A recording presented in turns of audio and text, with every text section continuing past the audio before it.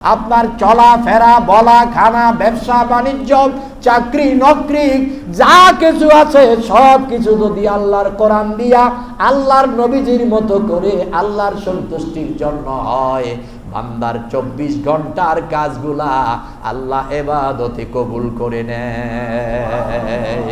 ইয়াকা না'বুদ, 24 ঘন্টা আল্লাহর ইবাদতে থাকো, আল্লাহর কোরআন দিয়া, রাসূলুল্লাহর আখলাক দিয়া, আল্লাহর আনুগত্য দিয়া।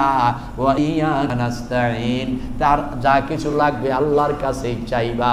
মনে রাখবা, যদি মুমিন হয়ে যাও, পরকালকে গুরুত্ব দিয়া, অগ্রাধিকার দিয়া দুনিয়ার জীবন চালাও, মৃত্যুর আগে থেকেই জান্নাতের নিয়ামত শুরু হয়ে যাবে। আম্মা জান খাদিজাকে মাটি দেওয়ার পরে আল্লাহর হাবিব গোসল করলাম, আম্মা জানকে নিজের হাতে গোসল দিয়া, কাফনের কাপড় পরাইয়া, জানাজার নামাজ পড়া আল্লাহর হাবিব এবার মাটি দিয়া বলে, তোমরা যাও, আমি একটু দাঁড়াই। কোরআনের গান দিয়ে, হাদিসের আলোকে সত্য পথে যেন থাকি অবিচল।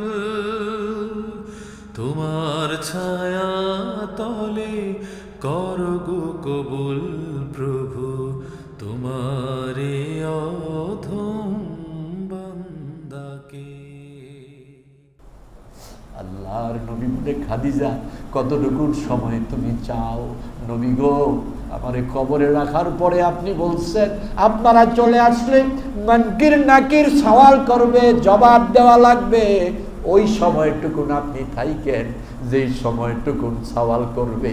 আমি যদি ধরা পড়ে যাই, আমি যদি আটকায়া যাই, আমি যদি জবাব দিতে না পারি, আপনি উপর থেকে আমার প্রশ্নের জবাবটা দিয়া দিয়ে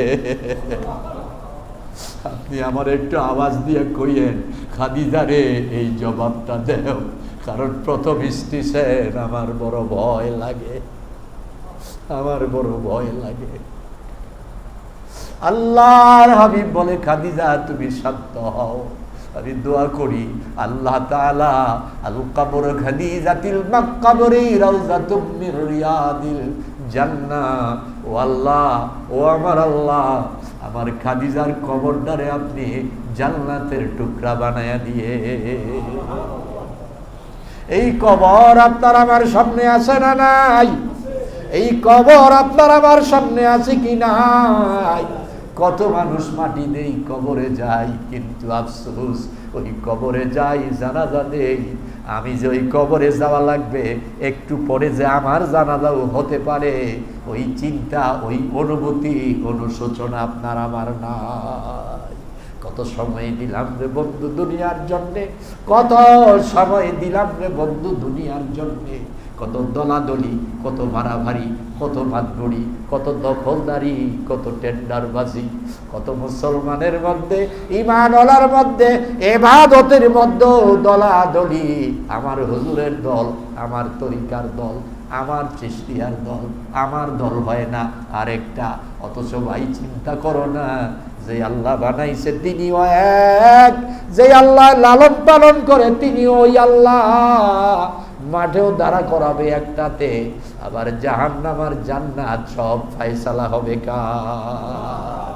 এজন্য দুনিয়া দুনিয়া না করিয়া, দুনিয়ার মধ্যে একটু সময়টাকে, জিন্দেগিটাকে যারা কাজে লাগাইয়া দেয়, যারা আল্লাহর প্রিয় হয়ে যায়, আল্লাহর মাহবুব হয়ে যায়, আল্লাহকে পেয়ে যায়, তাদের কাছে দুনিয়াটা, তামাম দুনিয়ার সব সম্পদগুলো, দুনিয়ার সব কিছু একটা মাসিক ডানার সমান মূল্য হয় না। এই জন্য আমার ভাইয়েরা, দুনিয়ার জীবনটা, পরকালের জীবনটা সুন্দর হবে কার? আল্লাহ রাব্বুল আলামিন বললেন, রব্বানা আতিনা ফিদ দুনিয়া হাসানা ওয়া ফিল আখিরাতি হাসানা ওয়া কিনা আযাবান নার। আল্লাহ কয়, আমার বান্দা এই কথা বলে দোয়া করো, রব্বানা, ও আমাদের প্রতিপালনকারী রব, আমাদের আল্লাহ, আতিনা, আমাদেরকে দান করেন, আমাদেরকে আপনি দান করেন, আমাদেরকে দেন আমাদেরকে আপনি দেন ফিদ দুনিয়া হাসানা, দুনিয়ার হাসানা। আর এই দুনিয়ার মধ্যে আল্লাহ যত হাসানাত দিয়েছেন সবচেয়ে বড় হাসানাত হলো কোরআন আর হেদায়াত।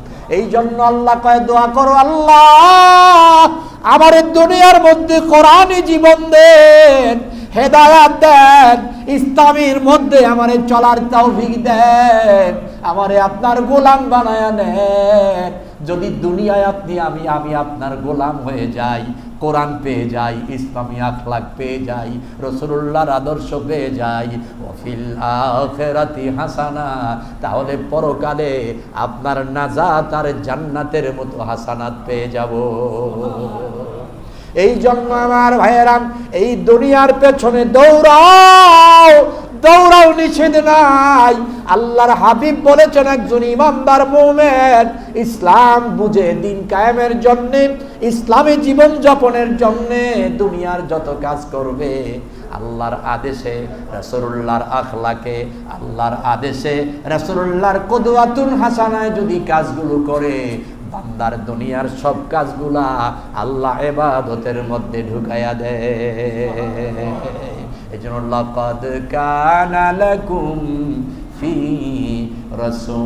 রাসূলিল্লাহি উসওয়াতুন হাসানা।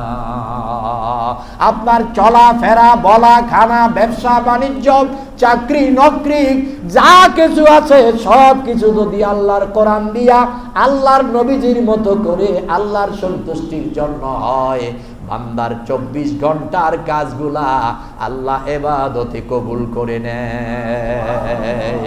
ইয়াকা না'বুদ, 24 ঘন্টা আল্লাহর ইবাদতে থাকো, আল্লাহর কোরআন দিয়া, রাসূলুল্লাহর আখলাক দিয়া, আল্লাহর আনুগত্য দিয়া। ওয়া ইয়াকা নাস্তাঈন, তার যা কিছু লাগবে আল্লাহর কাছেই চাইবা। মনে রাখবা যদি মুমিন হয়ে যাও, পরকালকে গুরুত্ব দিয়া, অগ্রাধিকার দিয়া দুনিয়ার জীবন চালাও, মৃত্যুর আগে থেকেই জান্নাতের নিয়ামত শুরু হয়ে যাবে।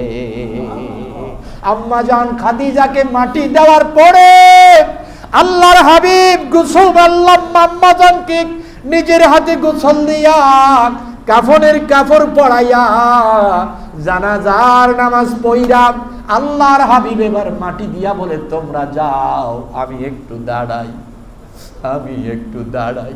খাদিজার সাথে আমার ওয়াদা আছে, সাথে সাথে আমি ত্যাগ করবো না, কেরামত মুনকির নাকিরের জবাব পর্যন্ত দাঁড়াবো।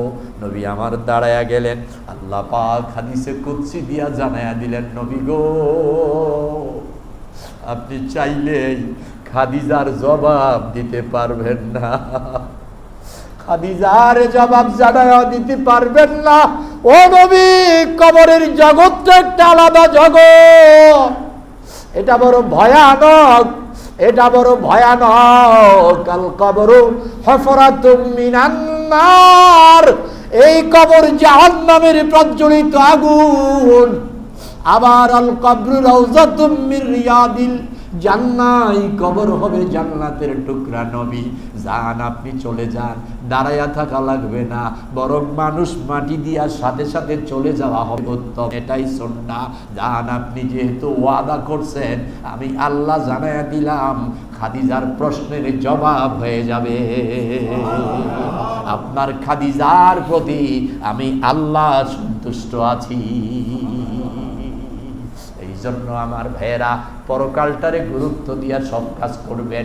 একটা প্রশ্ন আপনার বিবেকের কাছে যথেষ্ট হয়ে যাবে, এই দুনিয়ার জন্য সময় দেওয়া বেশি দরকার না পরকালের? যদি পরকালের হয়, আমার সবটা সময় পরকালীন কল্যাণে দেওয়া প্রয়োজন। প্রয়োজন আছে না নাই? তাহলে আমরা দুনিয়ার পেছনে দৌড়াই, পরকাল বুঝি না, অথচ ওইটাই আপনার আমার আসল ঠিকানা। আল্লাহ তাআলা আমাদেরকে কবুল করুন, বলি আমিন। ও আল্লাহ, আপনি আমাদের পরকালীন জীবনকে সুন্দর করে দেন, দুনিয়ার জীবন ইসলাম দিয়ে সাজিয়ে দেন, আর আমাদের কবরটাকে জান্নাতের টুকরা বানিয়ে দিয়েন, বলি আমিন।